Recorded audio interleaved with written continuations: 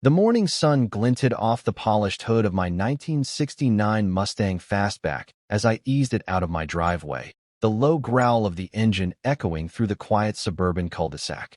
For me, that car wasn't just metal and chrome. It was a memory, a legacy. My father and I had spent years restoring it together before he passed, and every time I turned the key, it felt like I was keeping a piece of him alive. But living in an HOA-controlled neighborhood meant even something as simple as revving my car stirred drama.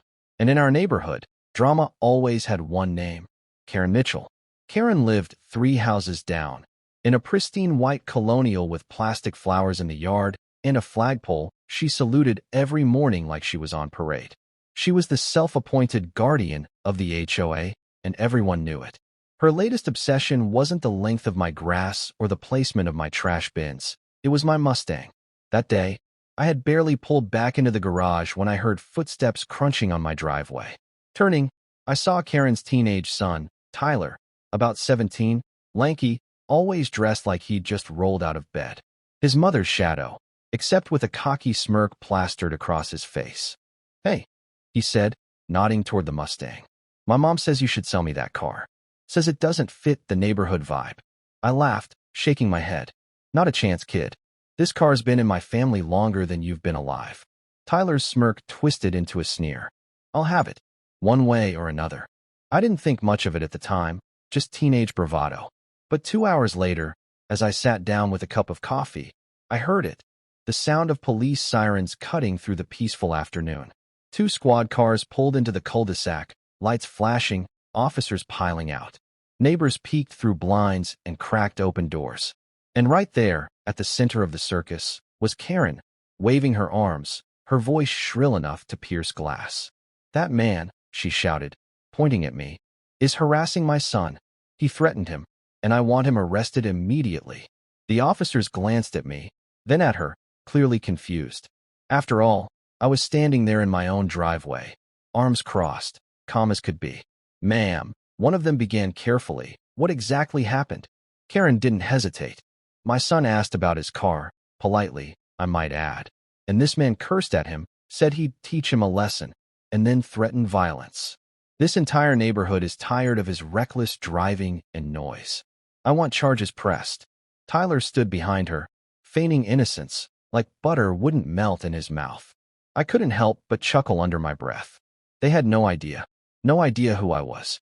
The lead officer looked at me, his brow furrowed. "Sir, can I see some ID?" That was the moment I knew the game had changed. Because my ID wasn't just a driver's license. It was a badge, and not just any badge. I was the chief of police.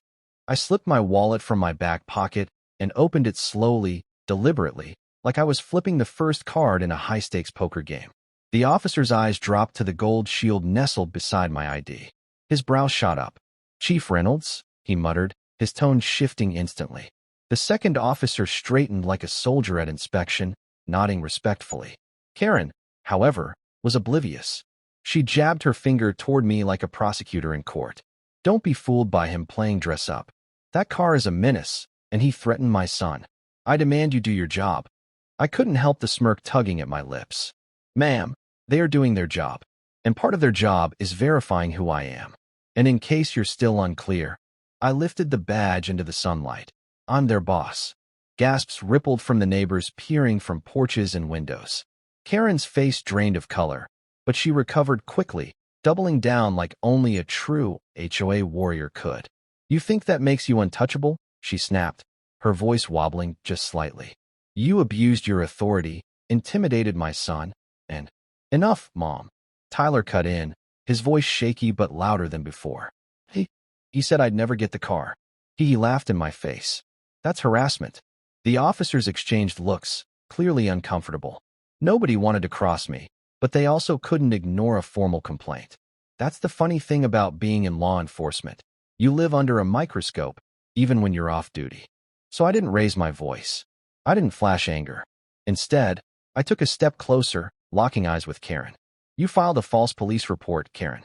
That's a crime. Do you understand that?" Her jaw clenched, her carefully painted lips pressing into a thin line. For the first time, the control slipped from her grip. "You," she stammered, but the words faltered. The officers looked to me for direction, but I shook my head subtly. No arrests today, I murmured. Not yet. Instead, I turned to Tyler, who stood shuffling his feet, guilt written all over him. Son, let me make something clear. This car is not for sale. Ever.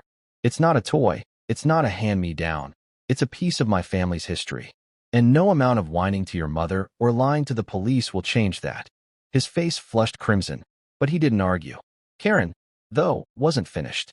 She leaned in close, her perfume cloying, her eyes burning with fury.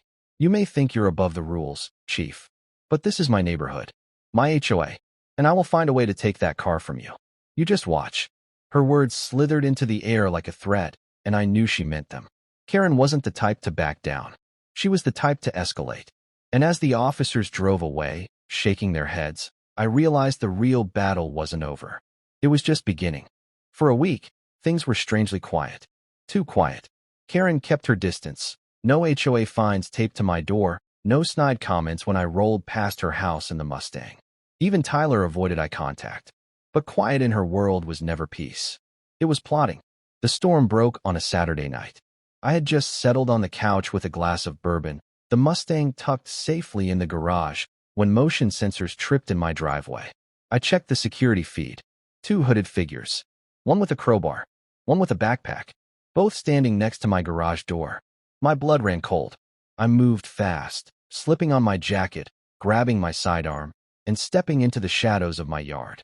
As I rounded the corner, I caught them in the act, one prying at the lock, the other whispering frantically. When I barked, "Police! Freeze!" they bolted. I sprinted, boots pounding the pavement, my voice echoing through the night. "Stop!" The smaller one stumbled. Tyler. His hood slipped back, wide eyes staring at me like a deer in headlights. The other figure kept running, vaulting a fence and disappearing into the dark. Tyler didn't get far. I had him pinned against the hood of my neighbor's SUV in seconds, his breath ragged, his face pale. "Breaking and entering," I said coldly. "Attempted theft. Property damage. Do you know what kind of charges those are, son?"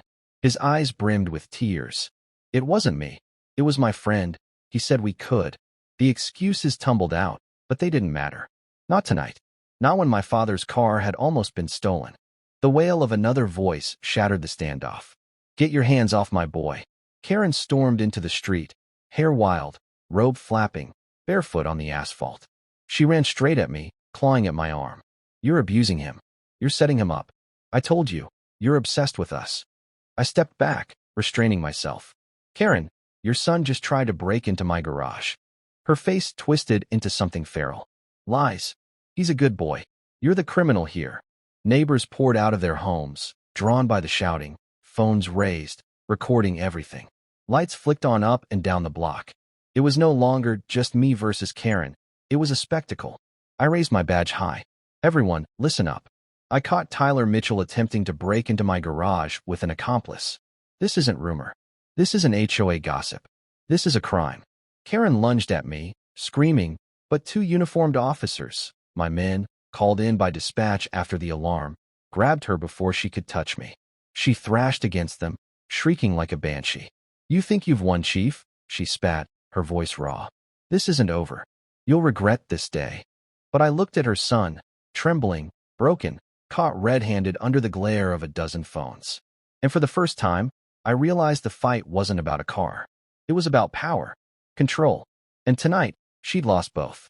The scene looked like something out of a crime drama, flashing red and blue lights painting the street, neighbors whispering behind phone screens, Karen shrieking as she was held back by 2 officers. Tyler sat on the curb, head buried in his hands, the bravado stripped away. I exhaled slowly, the weight of the night pressing heavy on my shoulders. This wasn't the victory I wanted. Seeing a kid in cuffs, even one as entitled as Tyler, never felt like justice. It felt like failure. "Chief," one of the officers asked quietly, "do you want us to book them tonight?" I looked at Tyler. His shoulders trembled, his sneakers scuffed from running, his eyes red from crying. This wasn't a hardened criminal. This was a boy lost in the shadow of a mother who poisoned every room she walked into. "No," I said at last. "Take him down to the station. Scare him, but don't charge him. I want him to see what happens when you throw your future away, but don't destroy him over this." The officer nodded. Karen, however, lost what little control she had left. "You can't do this," she screeched. "You can't let him go, not after accusing him like this. I'll sue you. I'll ruin you. I turned to her, my voice like steel. "Karen, listen to me carefully. This isn't about HOA rules anymore. This isn't about grass length, trash bins, or even my Mustang. This is about your son. And right now, he needs a parent, not a lawyer, not a shield, and not a cheerleader for his bad choices." For the first time all night, she faltered. The fury in her eyes wavered, replaced, just for a flicker, with something else. Fear. But the wall came back up quickly. She spat at the ground and looked away. The officers escorted Tyler into the squad car. He didn't resist, didn't even look at his mother. And in that silence, in the heavy pause between their steps, I realized the real consequence of tonight. Karen wasn't just losing her war with me. She was losing her son. By the time the cars pulled away, the neighbors had dispersed, whispering to one another, the glow of their phones lighting the night. Karen stormed back into her house, slamming the door hard enough to rattle windows. I stood alone in the cul-de-sac, staring at the garage where my Mustang sat safe, gleaming under the security light. I thought of my father, of the hours we'd spent bent over that engine, hands greasy, hearts full. That car wasn't just steel, it was family. And no one, not Karen, not Tyler, not anyone, was going to take that from me. The next morning, a letter slid under my door. No signature, no envelope. Just a single line scrawled in shaky handwriting. "I'm sorry. I didn't know if it was from Tyler or from Karen. Maybe it didn't matter. What mattered was that the battle was over. My neighborhood was still mine. My father's car was still mine. And more than anything, my peace was still mine." I poured myself a coffee, stepped into the garage, and laid a hand on the Mustang's hood. The engine purred when I turned the key, alive and strong. And so was I.